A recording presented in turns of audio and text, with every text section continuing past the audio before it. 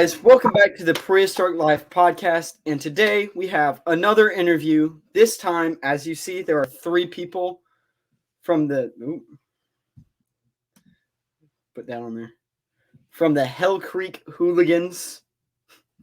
So, would you guys like to introduce yourself? I'm Daniel Phipps. I'm Luke Phipp. I'm Anthony Marnier. So, first, how are y'all doing today? I mean, Doing good. How you doing? Good. Yeah, we're starting to build a prep lab today, actually. wow. I mean, that sounds very interesting. I'm doing pretty good. I mean, so what do y'all do exactly? Pretty much just dig and collect dinosaur fossils from private land in Montana and sell them if we have to. Try to make a little bit of money and have a little bit of fun, pretty much. Fair enough. I mean, so let's go through. It's a pretty basic question that I ask pretty much everyone I interview. What are y'all's favorite dinosaurs? Mine's the Ankylosaur. It's my favorite dinosaur. I have to go with a Triceratops, kind of basic, but I found a couple of them, so I kind of like them, I guess. They like me, apparently. I'm gonna have to go with T-Rex. It's the coolest one there. Ankylosaur, Triceratops, and T-Rex. Pretty good. I mean, pretty classic dinosaurs that are very noticeable. I mean, so you said you called it a prep lab? Yep. Yeah, we're just getting the forms built today, so we can start pouring concrete next week. So what is that on? What y'all find, or what is it about? We're gonna build a building that then we can microblast the dirt off our fossils and prepare them for sale. All right. So, I mean, wow, it's just honestly an honor to just talk to like three more paleontologists. It's just something I'm really passionate about. So it's always a pleasure meeting someone in the field. Cool. Yeah. So, Dinosaur, I'm guessing. what'd you ask? What's your favorite dinosaur? Oh, my favorite dinosaur is the Allosaurus. There you go. Okay. It's one of my personal favorite dinosaurs. It's just kind of always been like that. It's funny enough, from the young age, I saw that National Geographic show, The Ballad of Big Al, and it just stuck with me, I guess. And that now it's just become my favorite dinosaur. So, I mean, what's y'all's favorite time period to look at? We're in the Cretaceous period. I really haven't hiked much other stuff or dug in much other stuff. I've hiked in the, what was it called? The Cloverleaf, I guess, which is further south from us, and a little bit of the Two Medicine Formation, just a little bit. And that's really pretty much it, I guess. All we have around us is the HellCreek Formation, which is that Cretaceous, so we kind of just stick with that for the most part because it's pretty much right in our backyard, so haven't really expanded much from there. So, I mean, what do y'all usually find in the HellCreek Formation? Kind of depends. I mean, every dinosaur that is in the Cretaceous period, you can find in the HellCreek pretty much. But I mean, if you go out, you really don't know what you're going to find. Usually we'll come up with some Triceratops are pretty common, and duckbills are really common. T-Rex material and like theropod stuff like that is pretty rare. It's not often you find stuff like that, but usually if you go out, you're pretty much guaranteed to find chunkosaurs, is what we call them, just, bits and pieces that are just kind of broke off from bigger bones that aren't really identifiable. And then if you're lucky, you might find, like a raptor tooth or a few Triceratops teeth, the shed teeth, and things like that. I mean, do y'all have like a personal favorite fossil that y'all found? Yeah, I do anyway. Yeah, I guess Anthony, you gotta tell him about yours. Well, I found a Triceratops right dennary, or I mean a T-Rex right dennary that I found with 4 teeth that were still locked down in the jaw. So that's the coolest one I've ever found. I just found it a couple months ago. I guess that was quite a find. I mean, It was. I'm sure that's not common. So, No, it was very rare. I mean, so what got y'all into the whole paleontology thing? Pretty much Dad's been doing it for like probably 20 some years, I guess. So pretty much as long as I can remember, I've been going with him and helping him out with digs and stuff. And kind of, I mean, I've literally just been my whole life, I guess. That's kind of how I got into it from a very, very young age. I mean, Dad's been doing it since before I was born, so he's still doing it now. So pretty much, really, it was just kind of a normal thing for me, I guess. I never really thought anything really of it, but Yeah, me and Luke have been best friends for a long time, and we've always kind of liked dinosaurs. And Tim and Danny invited me to come out and dig with them one time. And I went out there and I kind of just fell in love with it and just been doing it. That's kind of how I got into it. They just invited me out. So, I mean, fair enough. I mean, I'm sure there's a story there for every paleontologist or person who just goes fossil digging. They just found it, they fell in love with it, now they just do it forever. I mean, not really sure how it worked. so y'all are stationed in the HellCreek Formation. What part of the HellCreek Formation are y'all near? just the HellCreek, I guess. It's kind of like the close to Fort Peck. There's a lot of different patches of HellCreek. Like there's some up by Glendive, and then it pretty much runs all the way along Fort Peck. There's a big band of HellCreek that runs kind of breaks. And then like further south in Wyoming, there's some, they call it the Lance Creek down there, but it's still the Cretaceous period. It's the same dinosaurs and stuff, but we're kind of in the eastern Montana region, I guess. So eastern Montana. I mean, that's pretty far from where I'm at. I mean, so I mean, so what is it that you like about what you do? Probably just getting to be outside all the time, hanging out with your friends. Nobody's really telling you what to do. You just get to enjoy nature. Save some fossils and have a lot of fun. Make some pretty good memories with your friends. Really. I mean, fair enough. It's good too. You get to set eyes on something that no humans ever looked at before, and you get to be the first guy to pick it up and stuff like that. So, pretty cool.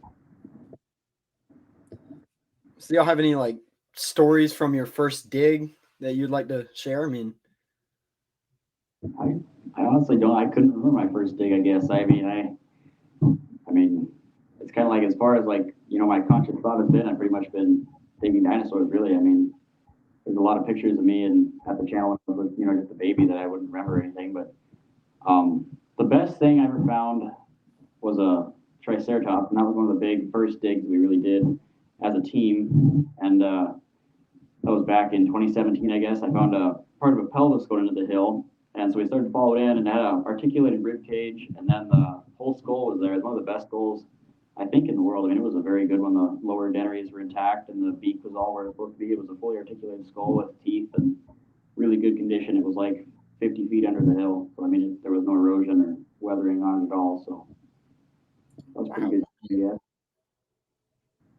I mean, dude, what about the other two here? What about, I mean, do y'all have any stories from your first dig? Says kind of like Luke is kind of before we really consciously think we were kind of out digging, but I guess something that kind of sticks in my mind is I'd always want to find an arrowhead. We're always walking around looking for fossils and stuff, but there's Indian artifacts out there too from a different time period.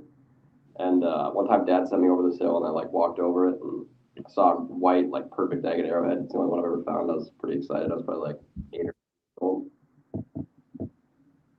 So yeah, the first time I went out with Luke and Clayton, and we went to a channel. So you just digging in the dirt, it's really you find whatever. And I pretty much just remember not really knowing what anything was, and asking 24/7 if this was a bone or not. And it took me a while to figure it out. And I found a nanotooth that day. It's a pretty good one. that was the height of my day, and kind of what got me hooked on it. Just the excitement and stuff, and being outside and enjoying it, and the company. So. I mean, I've never personally been on a dig, but I've already been invited, and I would love to go out west because we don't get many of the super crazy full skeletons where I'm at. We get shells and teeth and things like shark teeth and things like that. I mean, I would love to just go out to Montana for like a month and just go on a dig. And I mean, do y'all like work with a museum or something, or are y'all just like freelance? What do y'all do? We're just commercial, so pretty much to dig on like with the museum and stuff, you have to have like a repository status, which means you can go out on like state land and public ground on state land, but definitely public land you can go out on and collect dinosaurs. But we can't do that because we're not with museum or anything, so we can't house or sell federally collected fossils. So we have to do it all on private land and stuff. So we don't really. Sometimes Dad sold to a few museums. I personally never have, but they're more interested in the skeleton and stuff instead of the smaller things. But so yeah, we really don't work with any museums for the most part. So y'all are just kind of doing it because it's fun on your own. Yeah. I mean, I mean that's I mean that would be like the dream for any paleontologist, not to have to worry about other things and just do what they want. I mean, so I mean, outside of that, do y'all like do you only dig up the bones, or do you also research them and try to find what it is, or do you send that to someone else to do that? There's definitely a lot of misidentifying bones and stuff. It's pretty hard to tell when they're covered in dirt and still have buried and stuff. You know to tell what they are, but most of the time you can kind of get it figured out. I guess as long as they're fully complete, you can pretty much tell what they are. I mean, there's a lot unknown about dinosaurs. I mean, just because the bone's complete, it might be to a different species that hasn't been identified yet, or just one that got hurt when he was little and regrew weird or something like that. And there's a lot of unknowns, but for the most part, if we all put our heads together, we can usually figure out what it is. And if it's something really goofy and weird, we'll send it to some of our higher up friends that have been doing this longer than we have. And usually we can figure out what it is, but not always. So I mean, one of the most famous theories is like the feather theory of the dinosaurs, which I feel like has kind of been proven as already kind of true or somewhat true. I mean, you get to actually see the bone whenever it's in the ground. Is like, what is the fossil evidence of that look like whenever it's just like in the ground? The only evidence I've really seen that could be possibly feathering is on that Triceratops that I found. There was some skin patches in the clay, and it's kind of a stop sign pattern skin. It's real big, just like stop sign hexagonal patches kind of put together. And in the center of some of those patches, there was like little. It looked like plant material, but it was kind of like centered, which could have been like a hair, like a keratin hair follicle or something like that, like a feather or something like that. I guess in the center. That's really the only evidence I've seen towards it. I guess, but I mean, another thing that I brought up in previous episodes and interviews is I was completely unaware of this until I had my first interview with an actual paleontologist, which was somebody from Fossil Crates. I don't know if y'all have heard of them. Dr. BC is what he calls himself. Was the dinosaur lips. So I personally wouldn't know what that would look like in the ground. Have y'all found any possible evidence of that or what that could look like? not really. Skin material and soft tissue like that is pretty rare. It's like,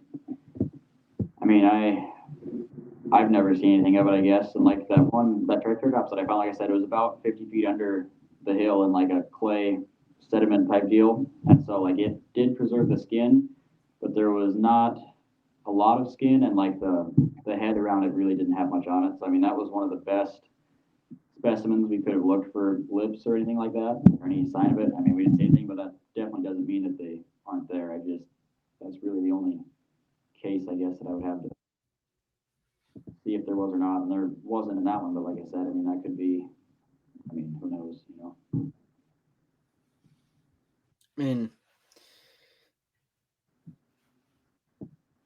I mean, you said that. I mean, your family's been doing paleontology and digging up the bones, and y'all just kind of tagged along and eventually just created your own group. I mean, so I guess I mean I didn't. What was the discussion there? How did that come to be a thing? I don't know. I guess kind of last winter, we were kind of talking about it, going out to the channel and kind of seeing if we could make enough money to get through the summer and have all our bills paid and kind of do this. And we did it, and it actually is it's worked out for us. So I guess, I mean, we kind of just did it. I still do a lot of stuff with Dad and his partners too. So I mean, I'm not really split off from him yet, I guess. We kind of have two little separate groups. We've worked on a few projects together and stuff too. So not really, we're not exactly just split off, I guess, but Like you're like your own subsection of just boys hanging out, basically. pretty much, yeah. It's fair enough. I mean, I would do the same thing. I mean, so what is like the most common thing you find? Pretty much just chunkosaur, just random pieces and fragments of bone that aren't really identifiable or anything. I mean, just pieces that are very common. And then as far as identifiable things, digits are fairly common. The toe bones and stuff, they preserve pretty well most of the time. And then Triceratops teeth are fairly common in the channel and stuff. You find quite a few of them. So I mean, I'm sure everybody probably wants to know about T-Rex teeth and the big famous big bad T-Rex. I mean, how often do y'all find Tyrannosaurus teeth, bones, fossils in general? They're pretty rare. I've got to work on, I think, like 3 or 4 T-Rex sites in I don't know, in the past 4 years, probably been 3 or 4 sites. I mean, but not very many of them with all that great. I mean, we had a few that were not very complete. They're pretty sparse, and their T-Rexes are very rare. They're a very hard animal to find, pretty elusive. And their teeth are a little more common just because they would shed them. So if they wore one out, they would shed it and they'd grow another one. So you wouldn't have a certain, like their claws and stuff, they only get one set of claws for their life, but their teeth, they get multiple. So you find a little more teeth than specimens or anything like that, but they're still exceptionally rare. So kind of like a shark, they would just shed the teeth, and then it could fall into a river and then just get piled up somewhere, and then you find just T-Rex teeth just sitting around, basically. Most of the time, what you'll find is shards and broken off pieces of them. Dad says he usually finds about 12 shards per one good tooth. So you gotta move a lot of dirt to find one. And if you're hiking and stuff, I found 2 or 3 T-Rex teeth, good ones that were hiking, and then a few that were eroded out and blown up. I found quite a few of those, but they're pretty hard to find. I mean, they're definitely not just laying around or anything like that. But so, I mean, do y'all have any eventful stories from your digs? Anything out of the ordinary that you've ever found, or? I guess this summer, Anthony and I went out by ourselves, and I mean, compared to Luke and Dad, we don't have as much experience as far as identifying stuff. And so we're going along, and I found a couple chunks. I found actually a T-Rex vertebrae that day. So I was pretty excited. It adds to our T-Rex bone count as I'm digging. Anthony's right beside me, and Anthony's digging along. He's like, "What is this?" I'm like, "I don't know." I was like, "It looked pretty good." So we better be really careful with it, And looking it over, I'm like, maybe it's a shoulder blade. And Anthony's like, "I don't know. I think it's a jaw." And then we're like, "Okay, yeah, it must be a Triceratops jaw or a duckbill jaw, maybe. Maybe we're not sure because it was on the other side where we couldn't quite see it very well. We didn't want to, really try and expose too much. Want to be careful with it. So we kind of, uncovered it best we could and left it in the ground. Glued it all up with Carbon, Paleo bond. It tastes pretty solid. And then we had to take the next day. We had to ship a bunch of fossils out to some buyers and stuff. So we were shipping fossils. Dad ended up going to the channel with some friends. They went over there, and Dad calls us. He's like, "You guys got to come to the channel right now. Something crazy just happened." We're like, "What good?" We're just our minds just running. We're all super excited. So Luke and I called Anthony. He was out of town. We all meet up. I mean, we just go flying to the channel as fast as we can and get there, run down there. And Dad's like, this bone you guys found the other day that you thought was like a duckbill jaw, he's like, that's a T-Rex jaw. And we're like, holy smokes, you know? I mean, that's cool, pretty much. And that's the one Anthony. You found a T-Rex jaw? Yep, yeah, that's the one Anthony was talking about. Wow. I mean, is that like a T-Rex jaw behind y'all there up on that shelf? On the Clayton found it's the left dentary, left lower one that he found. It's just a cat. It's pretty sweet still. I mean, I've got a few casts of fossils just, I mean, around. I don't really have many real deals. I only have 2 or 3 real deals, and 2 of them are Spinosaurus teeth. Yeah. Can't really see them that good there. I mean, I don't really have. I also have a trilobite, but I don't tend to mess with that one. It's a little crumply. So, I mean, I guess y'all don't really find Spinosaurus at all. That's Northern Africa, but I'm sure y'all are really stoked every time you find something that's identifiable. I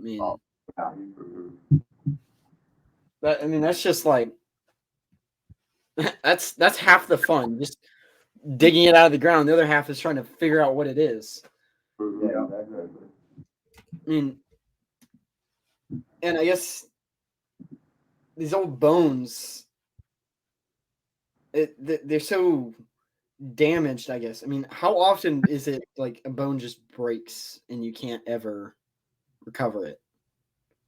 Kind of depends on the bone. I mean, some of them are really solid and they're fairly easy, and then there's some that are just. It's like if you had a mold basically, you put a bunch of like coffee grounds in there, and like you brush at them or try to glue them, they just disintegrate and they're very fragile. But for the most part, we've kind of done enough of it now. We're getting fairly good where if there's a bone, even if it is in that state, you just gotta hose it down with glue and give it hours to dry. And then if it's a bigger bone, you get a plaster jacket around it so it can't really flex or anything, and then you flip it over and then you can prep down your side or stuff like that, I guess. But there is definitely some really fragile bones out there, and there's some bones that are really hard too. I mean, there's some that are just as hard as a rock and preserved really well, and I don't know what makes the difference on it, but some are a lot harder than others.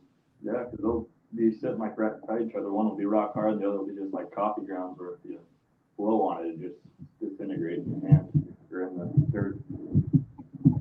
So I don't know if many, but one of them will be well preserved, the other will just be, you can't even save it hardly. I'm sure it's always just kind of disappointing or upsetting whenever you like tap it and it just turns to coffee ground and you're like, well, I guess we don't have to excavate here anymore. I mean, I don't even, I mean, do you have any questions for me at all? I mean, Where do you live at? I'm in South Carolina, so I'm on the other side. I mean, how did you get into doing like podcasts and stuff like with dinosaurs? Well, I've just always been into dinosaurs, and it's actually because of Jurassic Park that got me into dinosaurs. Like 30 years after it came out, but whatever. I mean, and I just really got into dinosaurs, and I just started writing my own kind of little book and field guide about all these other dinosaurs and things.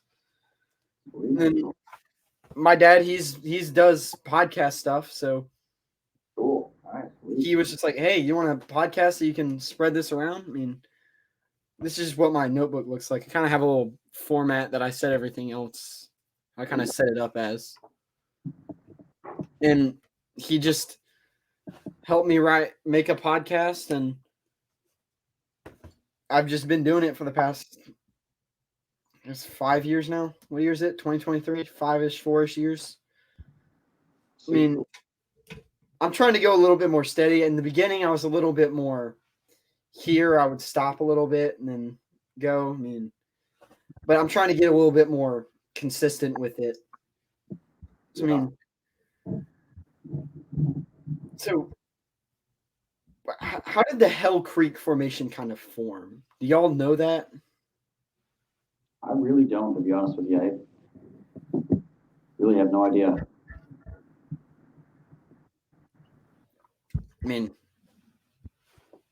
I guess, is it called Hell Creek because there's like a creek there now, or was it there was like a prehistoric body of water there? Where the name come from, I probably should know. I really don't. I mean, it's kind of a lot of the stuff is like all the drainways to Fort Peck. A lot of the Hell Creek that we dig is kind of like in the little draws and cuts of kind of like the Missouri Breaks. So there is still a lot of water running through there and stuff in the springtime, but I really don't know where the name came from. So y'all get a bunch of duckbills. Do you know like what kinds specifically, or? Mostly in monosaurs, I guess. I think we have a few natotitans, which is just like a super big one, I guess. I think species. Honestly, I'm not sure if I something I should know again, but I don't. I guess I know it's a really big one. We actually might have a site to one. We didn't get to it this year. We got all the overburden taken off of it, and then we put tarps over the site, and we're just gonna have to try and get back to it next year, hopefully. But pretty cool. I mean, I said that the Jurassic Park movies got me into paleontology. So, I mean, have y'all seen the Jurassic Park movies? Yeah. I mean, so which one is y'all's favorite? Oh, I probably should. I don't know them enough to name them. I guess I haven't watched them in a year or two. The first one's pretty good, I think. First one's a good one. The first one? Yeah, it's kind of the classic one that Yeah. set the universe, kind of put it there to exist. And it's hard to beat the original first movie whenever they do a series like that. So, I mean,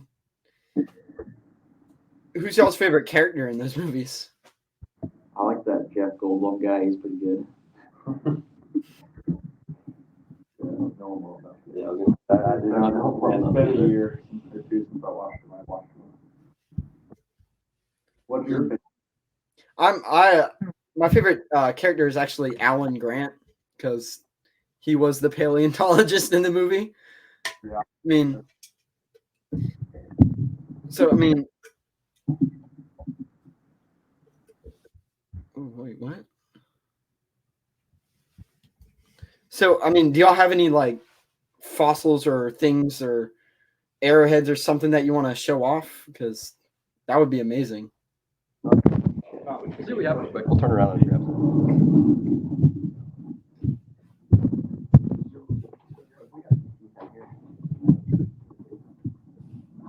Oh, here's a nano tyrannosaur tooth. You can see it. Yeah, I mean, isn't there still a debate going on if that's a thing or juvenile T-Rex, but it's just like one dude who's just really upset about it, basically. Yeah, there is kind of a little toss up there, I guess. For some people there. There's a chunk of theropod bone. You can see it's hollow down in there, so it's that's a sign of a meat eater or a theropod. So pretty cool. Yeah. Real shiny. This is a really solid, good hard bone. It's not complete. It's just a section in the middle that probably goes to I don't know, maybe a metatarsal or a femur or something of that nature. Like bone probably. Even like, there's the debate between the T-Rex and Nano, but I mean, if you look at their teeth, this is a full-grown Nano tooth. This big Nano. Yeah, there's a big Nano tooth, and you can see it's really straight and thin. It's kind of oval, and then like the Rex tooth, it's a lot more beefy and round. Got a lot bigger serrations. Yeah, the serrations are way bigger on it. In my opinion, it's totally got to be a different animal. Claws on Nanos are a lot bigger and longer. T-Rex is kind of shorter, and then Nano has big arms, big long arms, and then T-Rex has little short arms, of course. So another big difference. And I mean, you guys found, you guys found T-Rex, and you guys found Nano. Right. And also the bones don't fuse on younger animals, and they found nanoscopes that do nasals or fuse on, so that's a sign that it was a full-grown animal, I guess. And I think it was a nano skull, which is only about that long or so. Obviously a lot smaller than T-Rex. I mean, that's probably why they called it Nanotyrannus, because it's like a smaller T-Rex. Mm-hmm. And I'm sure if that's the similarities are small enough. I mean, and it looks similar because I think several sauropods have the same problem where you find the femur of one and then it looks like the other. Like Brontosaurus wasn't a thing, but now it is. It's like another name for Diplodocus, I think it was. I got you. So I mean, I'm sure there's like Nanotyrannus was like the name for juvenile T-Rex, but then now they discovered it's a new species. Like they're trying to say Brontosaurus is actually like a new genus of Diplodocus or Apatosaur, whichever one it is. I don't remember off the top of my head. I mean, I guess every theropod tooth has some sort of, what would you call that? Serration? How it's like serrated? Yep. I mean, I'm sure that affects it because I've actually got, what's going on here? There we go. I've got some other Brontosaurus teeth that are molds from the fossil crate people that I keep mentioning. And one of the things that I've actually noticed is that I decided to like look at was how they're different sizes, which I kind of thought was odd because I mean I would assume that T-Rex, maybe not all the teeth are exactly this long or whatever, but they're pretty close in size, right? I mean, They vary quite a bit actually. Kind of like towards the back of the jaw where they kind of have the molars and the crunchers or whatever. They're pretty small, just kind of robust teeth, and then the biggest ones are the maxillary teeth, kind of on the side. And then they have premax teeth, which are pretty small also. So they do vary quite a bit, I guess.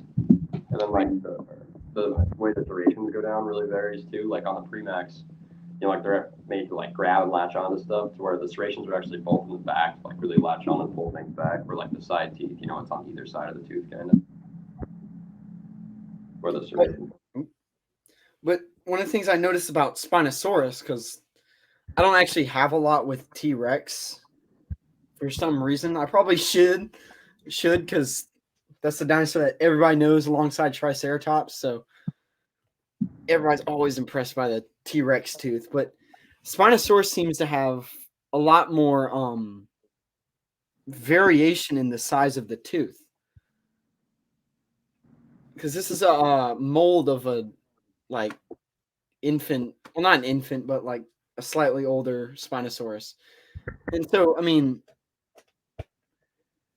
I would look at it and I'm like, wait, this tooth is longer, but it's still a mold of.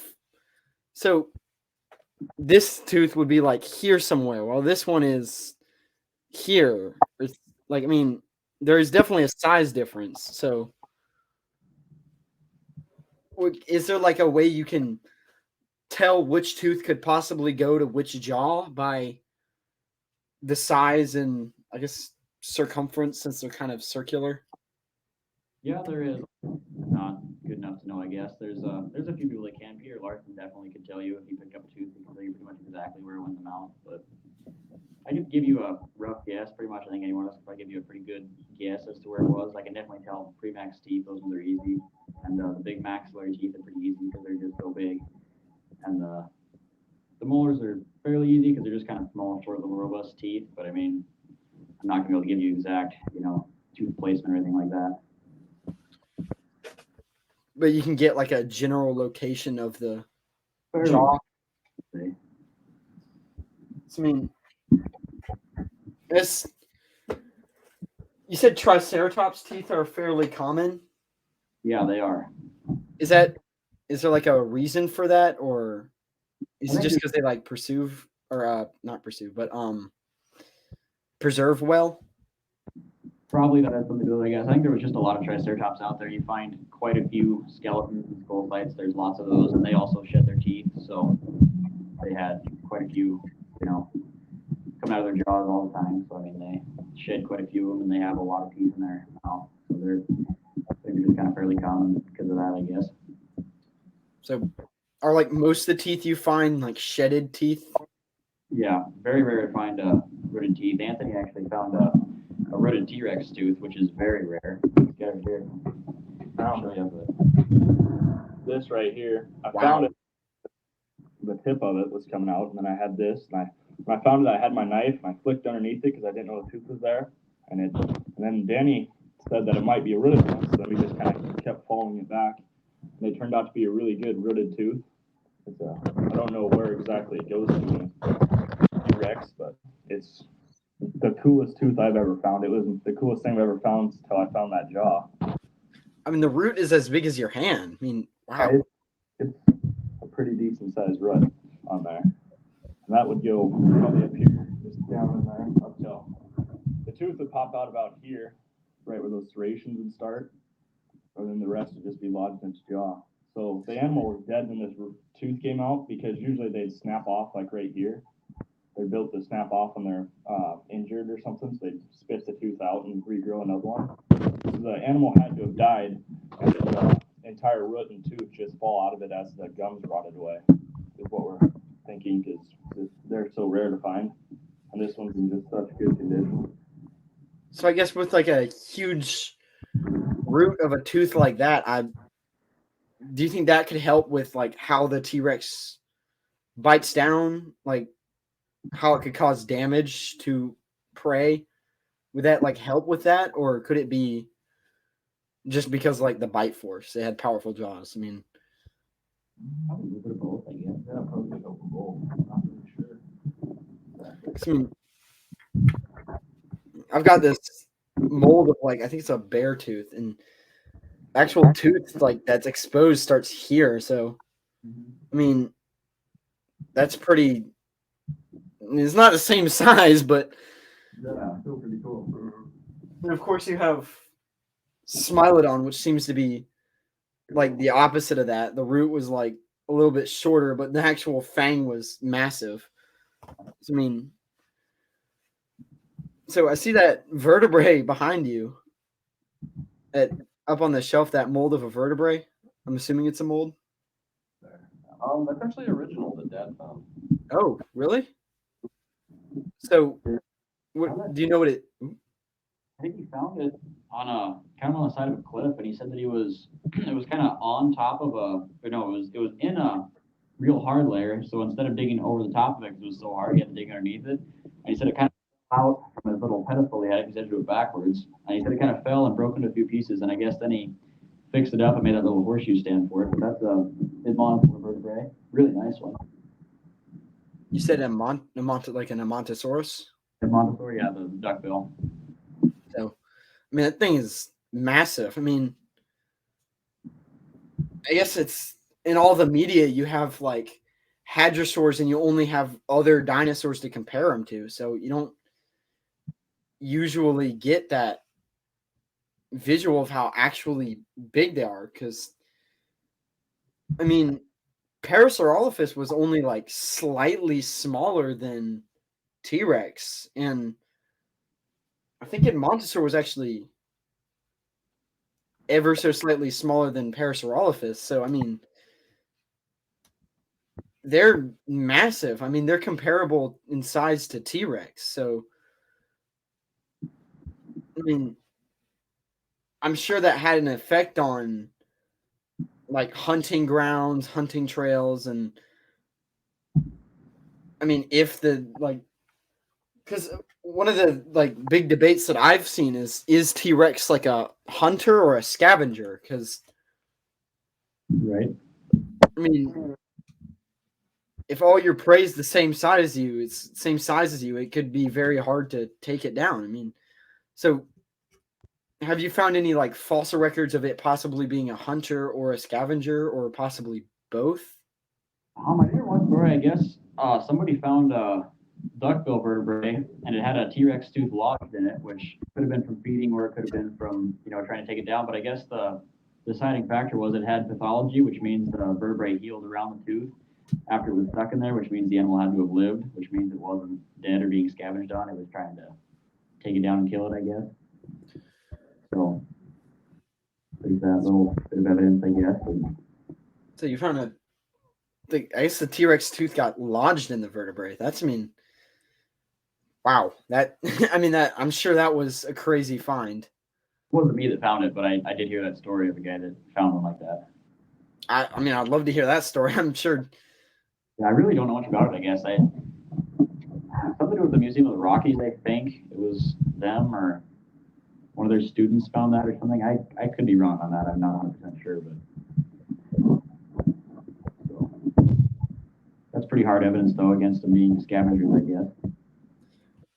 I also would guess that, I mean, if it's that kind of era, it'd probably take whatever it could find. I mean, I'm sure if there was a Dead dinosaur, it's probably not going to go kill a live one if it can just eat a dead one right there. I mean, I'm sure it was a scavenger and a hunter, and there's, yeah, but I mean, evidence for it actually being a hunter is even more, because I guess it's kind of hard to find evidence for something being a hunter because you couldn't ever, well, you can't see it in action, so Right. you have to find it dead near the prey or something like a tooth lodged in a vertebrae, which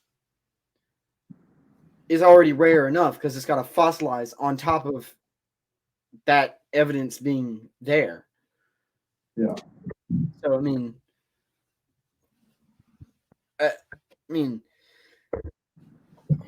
so I'm sure that was a crazy find, and someone was like, "Oh, it's a tooth lodged in a vertebrae. It could have been from this," and somebody's like, "Well, the vertebrae healed over," and it's like, wow. And did any of y'all help with the dueling dinos? I wasn't born yet. I did not. Yeah, I was like 2 years old, so I probably didn't do much help. There's a couple pictures of me running around in diapers, but that's about it. Yeah, I was probably just born. I heard about my parents taking me out there, but that's about all I was involved with it. I got to go out there whenever I can move, pretty much.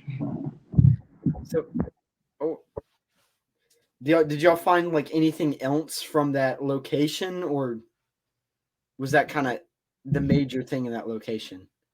That was pretty much the major thing. I think the only thing that the only other excavation we did on that ranch was my uncle found a triceratops skull on there, a pretty good one. That was just the skull. It was kind of, I think the frill was sticking out, and then two of the horns were sticking out, just off above the surface of the ground, and we dug that one up, and that was pretty much the two major finds on there. There was one other T-Rex on that ranch too, I guess, a pretty good one.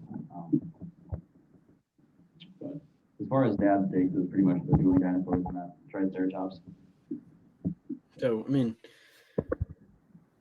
how well does the triceratops like horn preserve? I mean, because I know most of the time, the big debate is whether that's like the actual core of the horn or if that is the whole horn.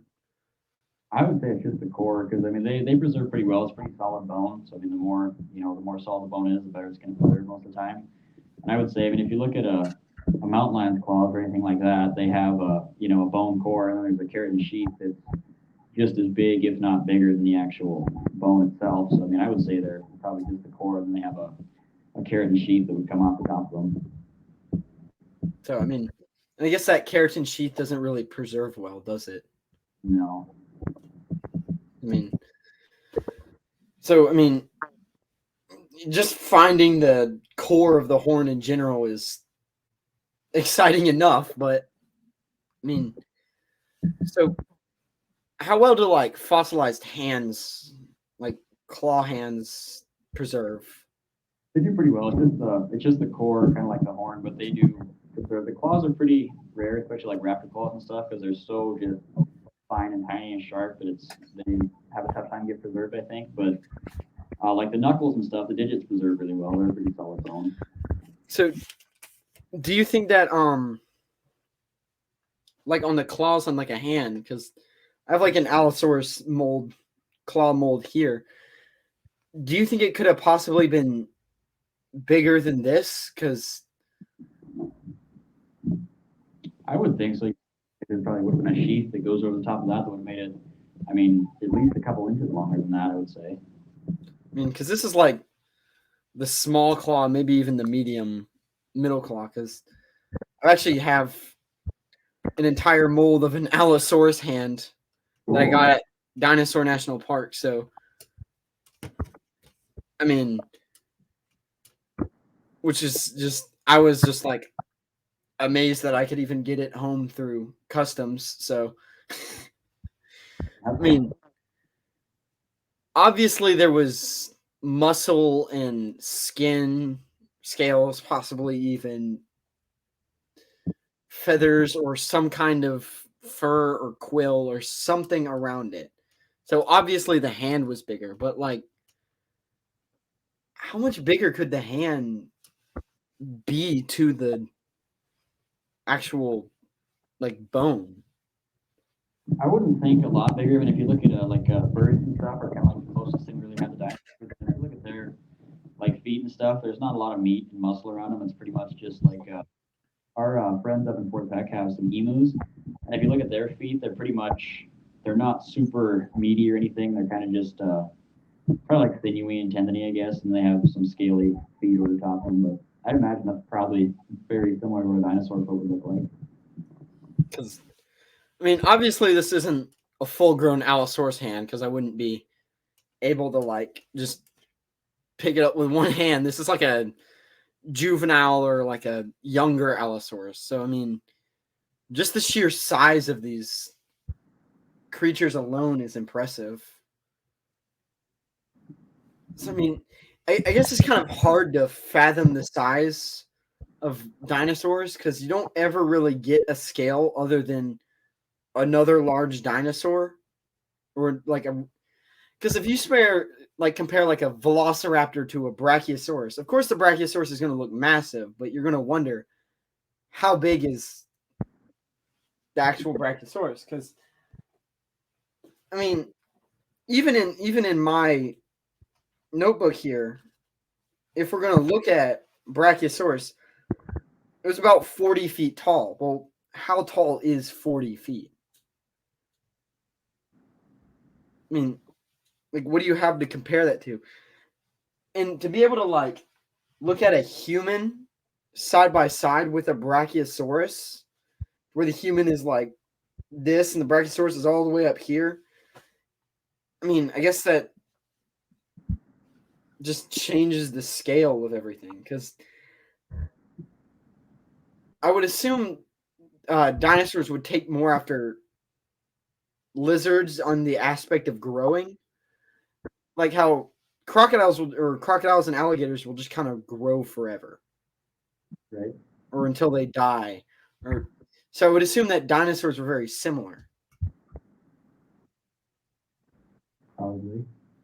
I mean, so have you ever had like an instance where you find something and it's much bigger than it actually is? You think it should be?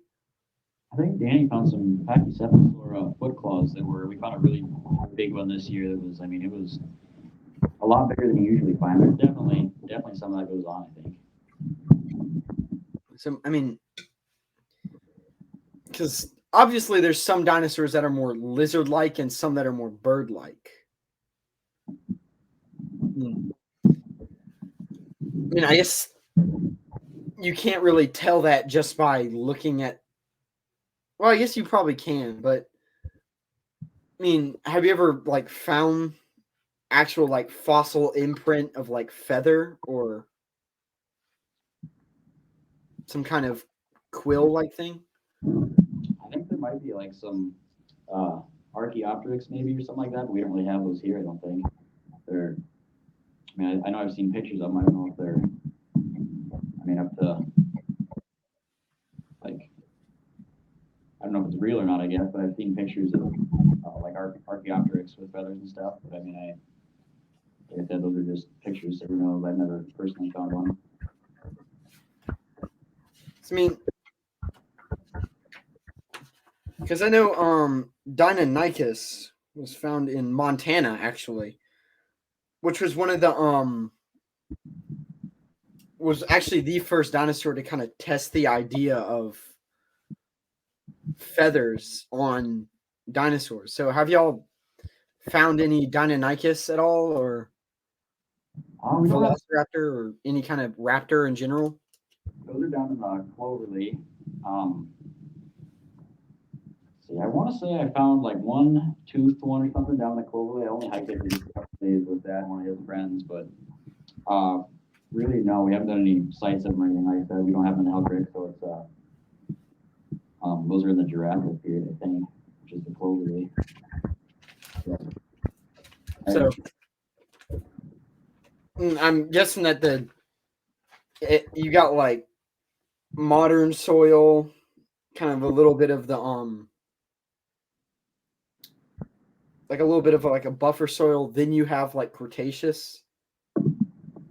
Yeah, in some places it kind of depends because there's a lot of places it's just like a gumbo, and the gumbo is right. That's HellCreek all the way. There's really no buffer zone, and then there's definitely some sod in some places that I've not really come across bones, and then there's some sod that's like a sandy sod, and the sandy stuff is HellCreek too, and you can find bones right in the surface there.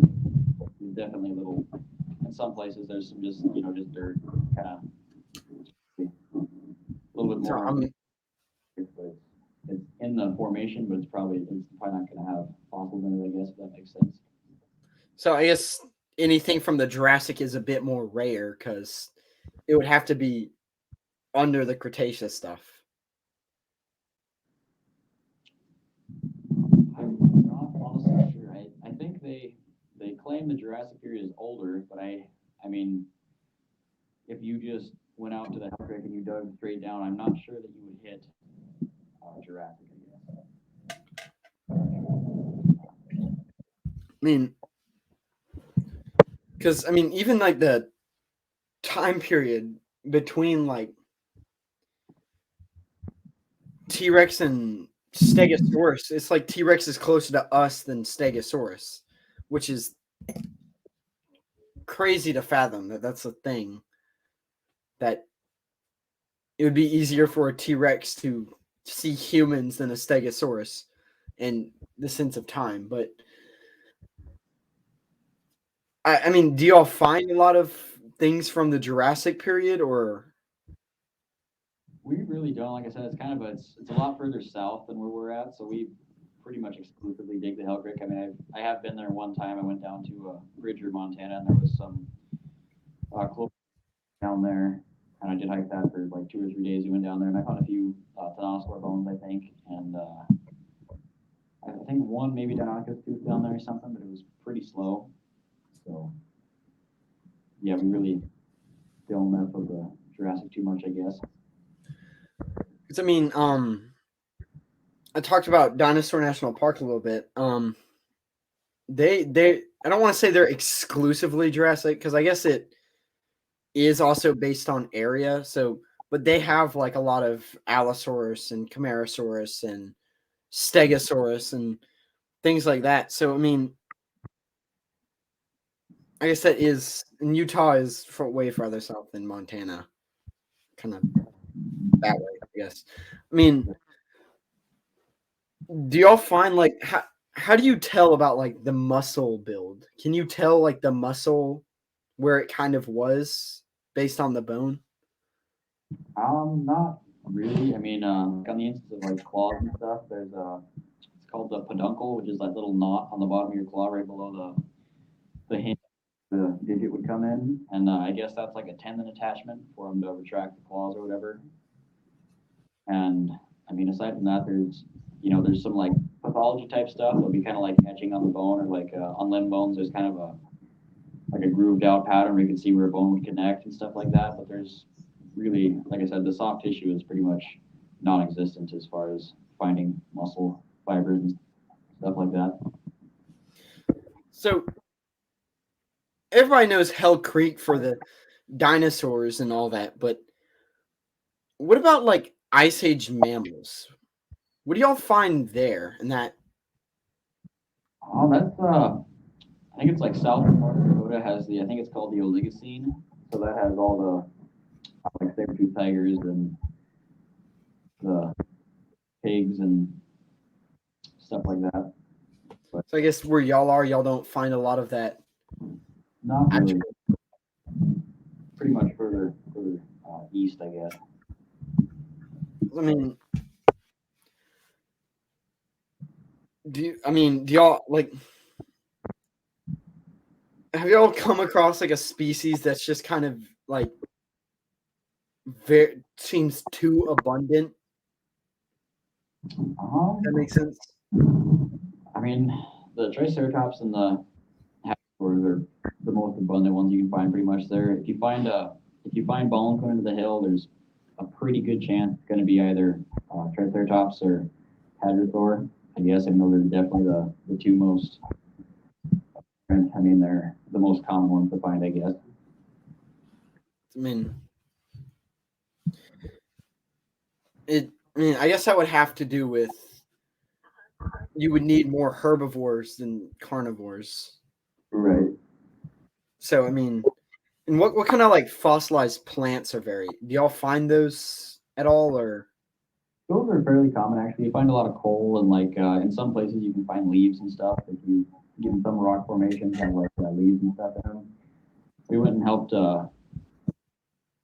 museum down in Blackfoot, which was a pretty nasty decaying stuff. But we just packed stuff down there for them pretty much, and they had a big old palm frond. It was probably almost 6 foot long. I bet it was big. It was one of the coolest plant fossils I've ever seen. But and do y'all find like petrified wood at all, or yeah, is that common or not overly common? There's definitely, I'm not sure. I think I want to say like the Two Medicine has a lot of that. I think Two Medicine Formation is in western Montana, but it's not super common, I guess. You find a few stumps every now and then, or just sections of log, but it's not super common. And I mean, so I guess the trees of the time don't really preserve. I guess wood doesn't preserve as well as bone, does it? Yeah, you see a lot more coal than petrified wood. We'll find like walnut-looking things too, like big. I don't know if they're like seeds, probably. Or, kind of like they look like a fig almost, kind of. Yeah, big, I guess would be the description. I mean, so I mean, what is the like oddest thing that you've found in your area?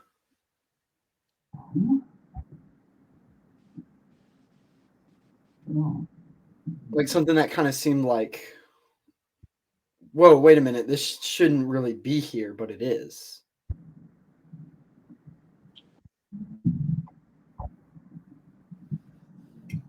I think it's too much as far as that goes, I guess.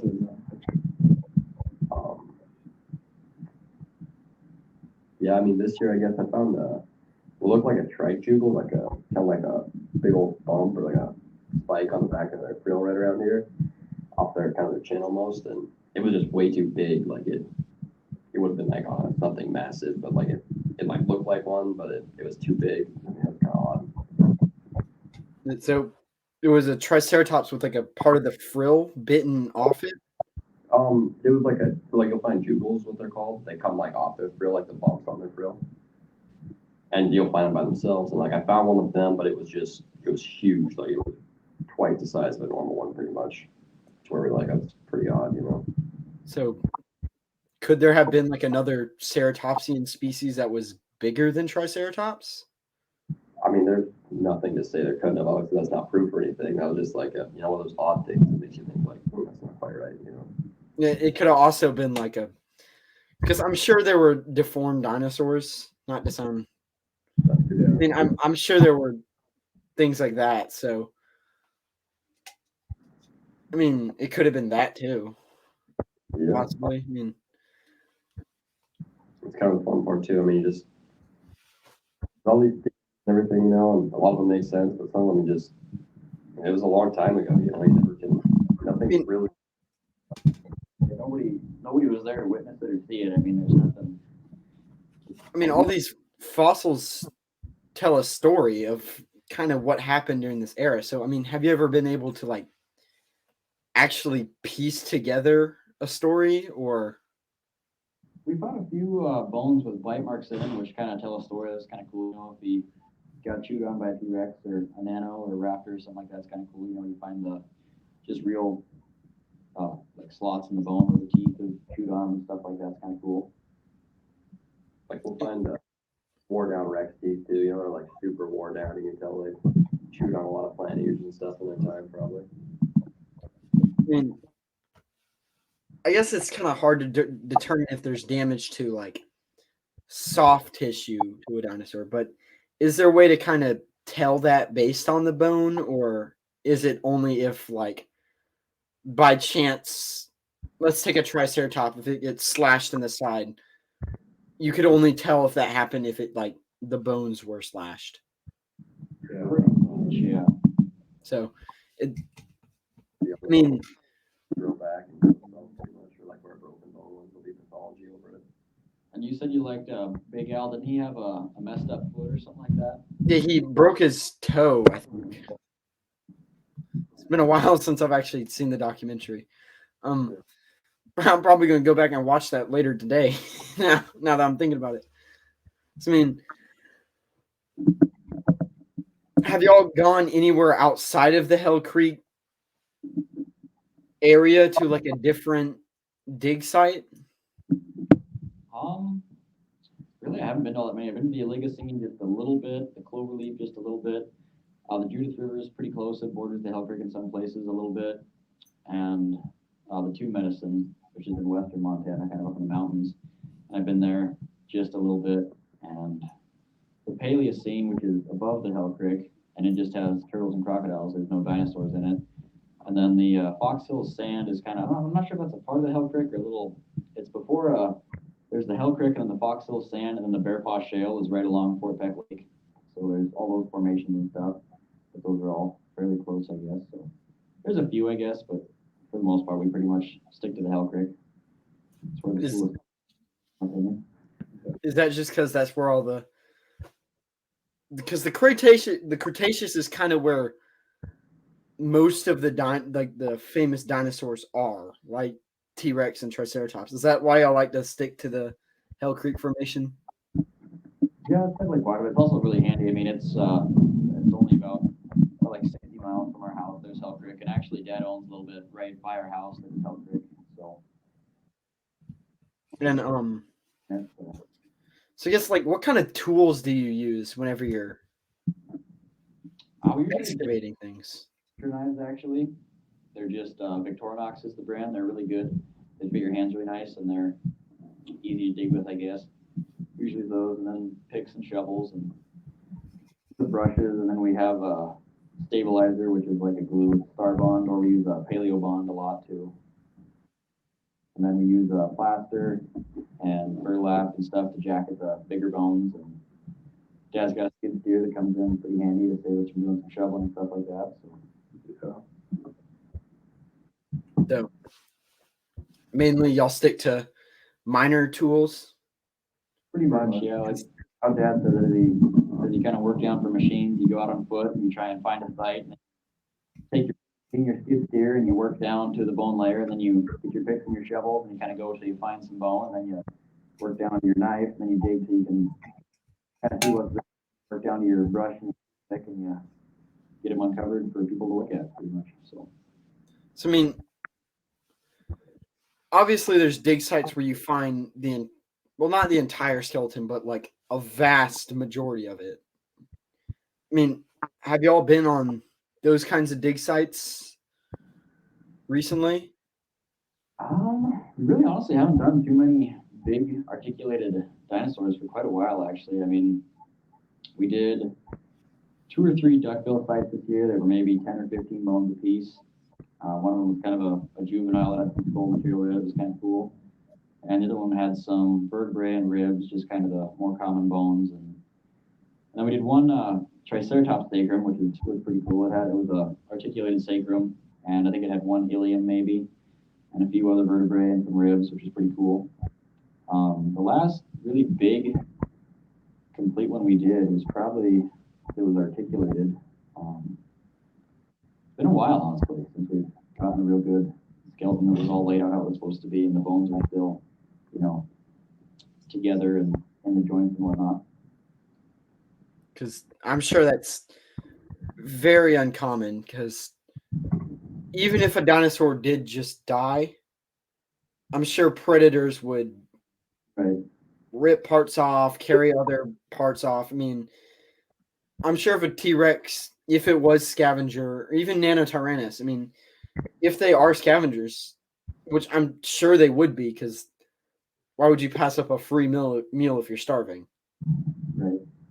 Would come and rip like the leg or something off and then tote it off, and then now you have an Edmontosaur with no leg, and so and then you have Triceratops sites you'll find the legs will be gone. Like that one I found, both the legs were gone. The scapula was there, the shoulder blade was there, like, and then the feet were just gone. So I think the T-Rex must like to rip the legs off and pack them off again because they're Triceratops feet are very hard to find. They're pretty rare. Yeah, we found a Triceratops, like a tip of their toe this year, had a big old T-Rex bite mark through it. Huh. I mean, that seems very kind of odd that would be that way. Yeah. I mean, the Triceratops skulls are fairly common, actually, because I don't think the T-Rex can really eat them. I mean, it's just a big chunk of bone, pretty much, and then the legs are easy to rip off and pack off where you get attacked by something else, I guess.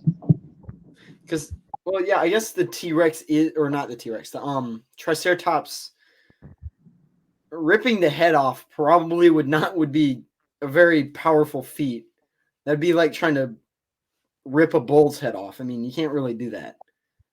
It's got that. I'm sure if they had horns like a bull, they probably had a very thick neck full of muscle to support the head. Yeah. And I guess the legs would be a little bit less, not muscular, but like easier to like rip off. Right. And also you would have to get around the frill, which is that like solid bone?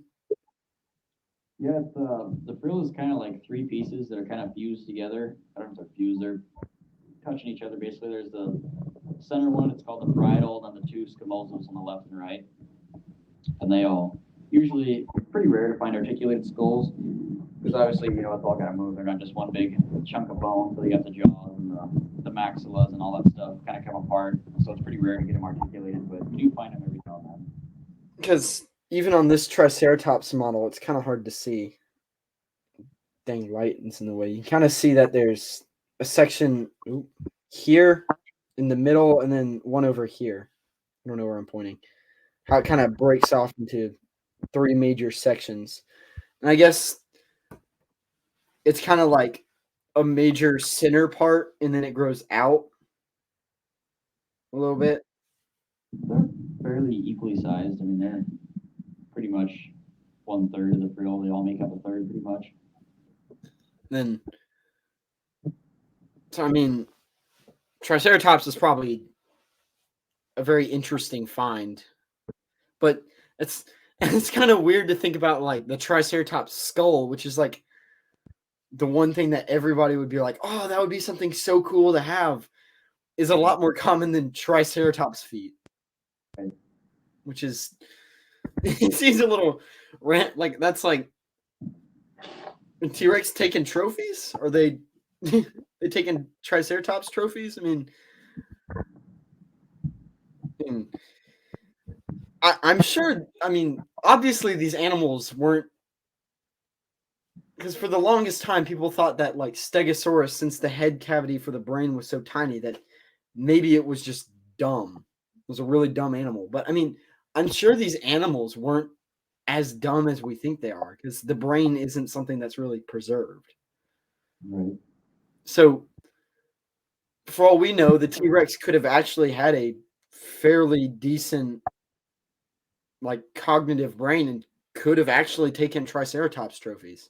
I mean, there's no actual proof for that, but I mean, that would be a very interesting theory. I mean, Can't really disprove it, I guess. Exactly. Yeah. I mean, if we find a pile of Triceratops feet next to a dead T-Rex, I mean, that's kind of a little red flag there that you're like, huh, wait a minute.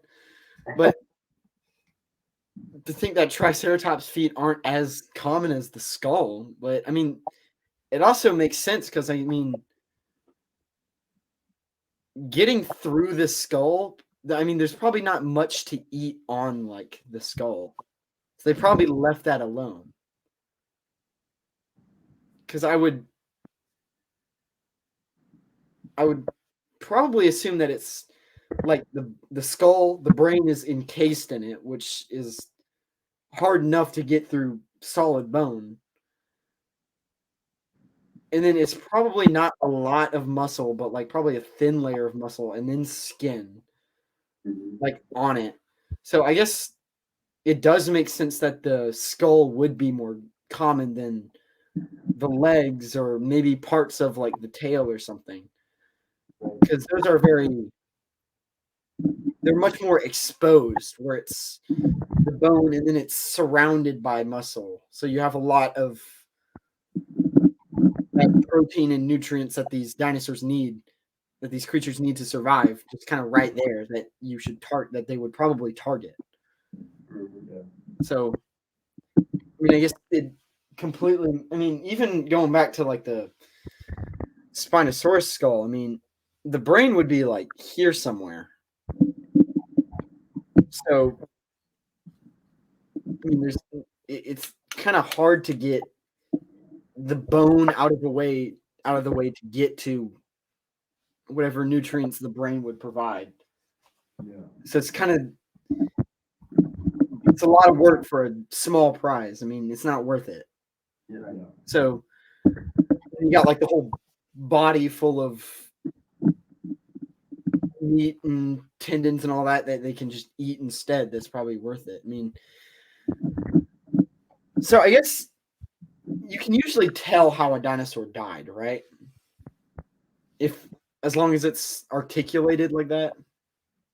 Even then, pretty challenging, I guess. I mean, really the only one that you could say for sure, I guess there's like two of them. There's the fighting dinosaurs in Mongolia, that Protoceratops. It was a velociraptor.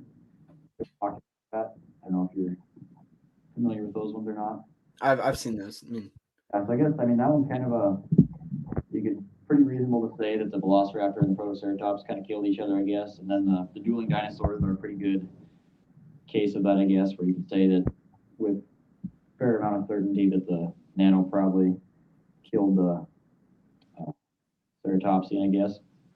And actually on that one, there was kind of in the neck area of the Ceratopsian, there was a bunch of nanoteeth, and there was more nanoteeth than could fit in the mouth of the dead nano. So he definitely had some friends or some help, or he had help taking it down, I guess. So could that be evidence for like possibly pack hunting? I think so, yeah. Or some kind of community thing? I mean, obviously the idea of surviving on your own was something that these animals understood, but I guess they made it easier, like Triceratops and obviously Hadrosaurs, they stuck together. So do you think that could also have an effect on whether carnivores hunted in packs? Probably, yeah. If you need to take down prey and you got only yourself and there's like 80 of whatever you're trying to take down, you probably need some help. So I'm sure there were more than one Nanotyrannus, considering that even T-Rex probably hunted in groups of 2 to even possibly 3. I mean, and I guess, was the HellCreek Formation like, what was like the prehistoric fauna like? Was that like more forested? Was it more like was it like a jungle? Was it like a desert? What was it like? I mean, what do you think it was like? Fairly kind of like tropical, I think. I think they found like that one palm frond, I guess might be fairly tropical. And there was water takes fossilized water, makes sense to bury stuff. But there's probably kind of a tropical, maybe swampy type environment, because there's also a lot of clay, which would be like a swamp, I guess. I don't know.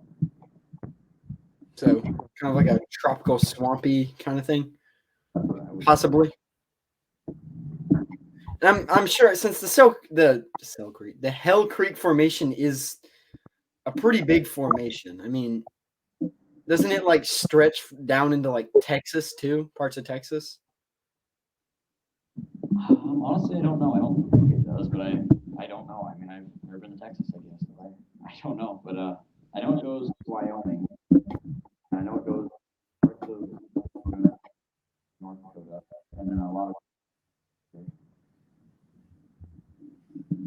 So I mean, I'm trying to find the map. Yeah, it seems I don't think it goes all the way down to Texas. So it seems to Montana, North Dakota, South Dakota, and Wyoming. And I'm sure that's like the core of the Hell Creek Formation, and I'm sure it spreads out and you start to find less and less as you go. So I mean, with that big of like an area, I'm sure there were different biomes and kind of. So I mean, like where you could be like a swampy tropical area, but then you go somewhere else and maybe it is just like a desert. Like it could have been a desert in this one area. So I mean, and obviously that would have an effect on the animals that you find. Yeah. Because you're not going to find as many huge predators where there wouldn't be any herbivores. Yeah. So I mean, and I mean, I guess, do y'all find any kind of sauropods at all?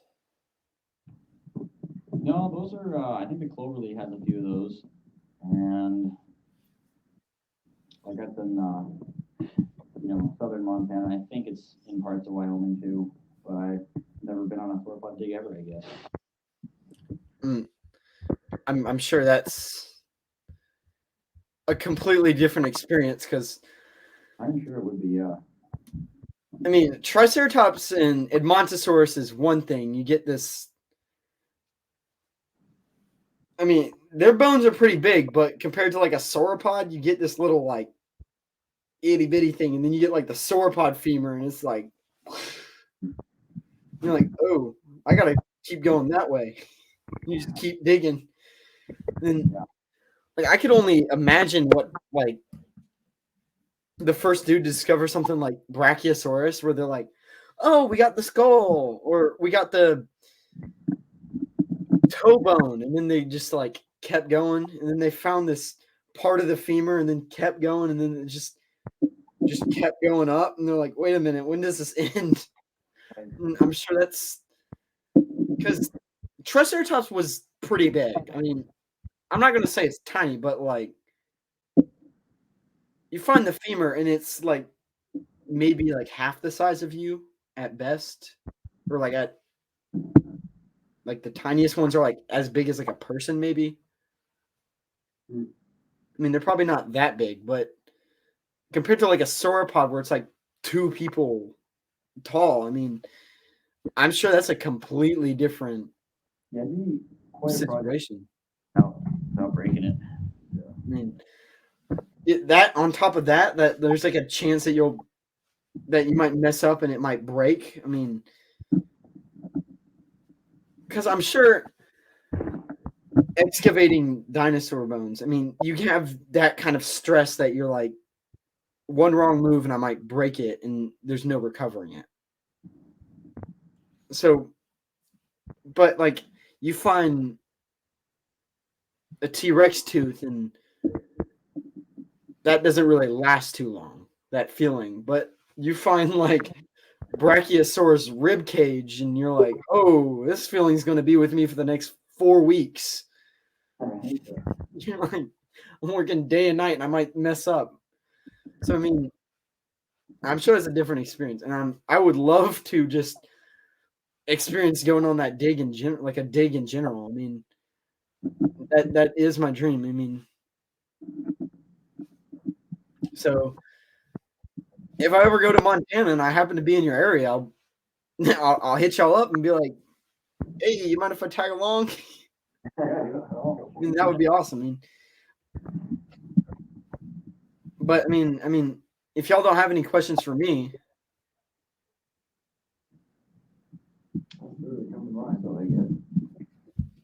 I mean, do y'all have any questions for me? I'll think of something after you end the call, but not right now, I guess.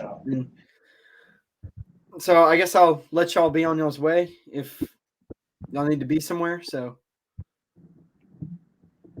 Well, appreciate you calling. Thanks for being here. I mean, yeah, of course. I mean, I always love just talking to the people that already do what I love. I mean,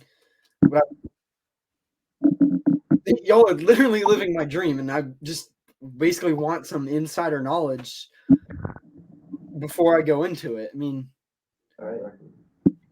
so, I mean, thank you so much for coming on the show. I mean, that means a lot to me.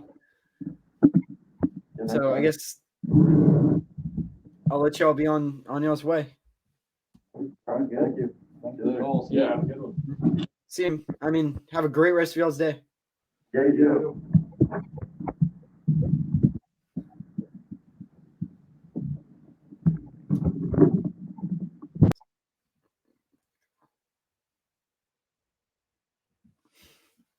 I mean, I'm sure y'all guys love it too.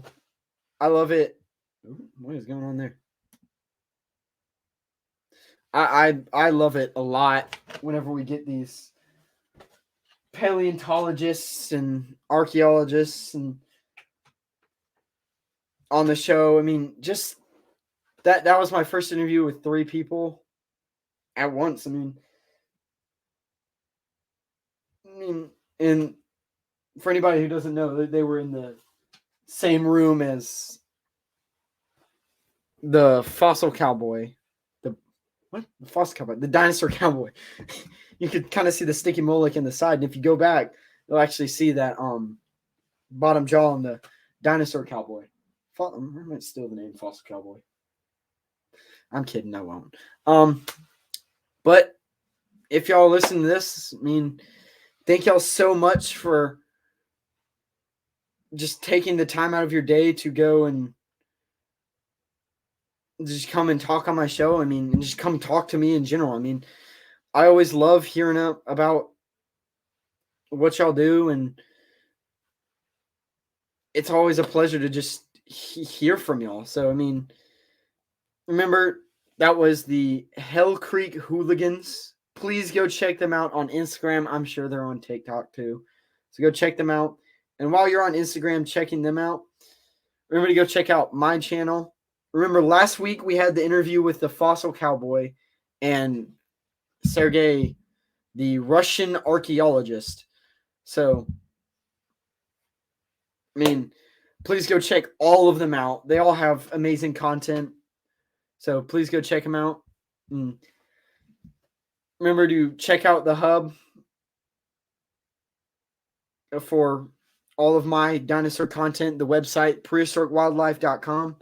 From there, you can get to the YouTube channel and the Instagram page. And actually today, the premiere for the fossil cowboy was... I keep calling him the fossil cowboy. I'm sorry, man. If you're listening to this, I'm sorry. It's the dinosaur cowboy. The premiere for the dinosaur cowboy was released, so go check that out too. And under that, you have interview with Sergey, the Russian archaeologist. So go check him out too, and check out the HellCreek Hooligans, and go check out the hub for all of the dinosaur information that I do, which is the website. And I hope you all have a great rest of your day, morning, afternoon, or night, whatever time you're listening to this. And thank y'all again for coming on the show. I love talking to people that basically just live my dream. I mean, that's always amazing. But till next time, signing off. I'm your host, Eric Crawford. And I'll see y'all next time for Prehistoric Life Podcast. Remember, keep it prehistoric. Bye.